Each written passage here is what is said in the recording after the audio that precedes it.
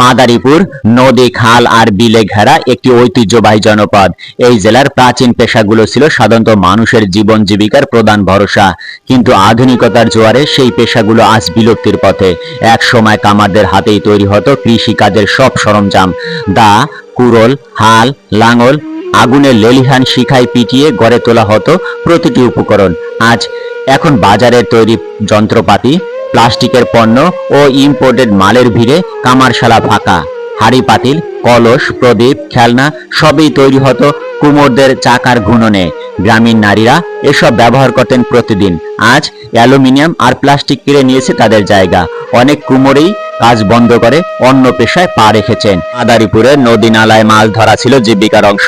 জেলেরা হাতে বুনাতেন জাল। আজ কারখানায় তৈরি জাল কিনে ফেলছেন জেলেরা। হাতের তৈরি জালের চাহিদা নেই বলে চলে। পুকুর পাড়ে জন্ম নেওয়া ওগলা গাছের পাতায় তৈরি হতো শীতল পাটি, চাটাই। গ্রামের ঘরের ভিতরে ওগলার পাটি বেছানো ছিল এক পরিচয়। আজ আধুনিক কার্পেট, টাইলস আর প্লাস্টিকের পাটির দাপটে ওগলার শিল্প সেই আজ অদৃশ্য। বাঁশ দিয়ে তৈরি হতো ডালা, কুলো, ঝাঁপি, সালন, মোড়া, খাঁচা সবই গ্রামের প্রয়োজনীয় জিনিস। গ্রামের গৃহস্থলীতে বাঁশ ছাড়া কিছুই ভাবা যেত না। এখন এগুলো প্লাস্টিক আর স্টিলের জিনিস দিয়ে প্রতিস্থাপিত। বাঁশের কাজ করা মানুষগুলো তাই হতাশ।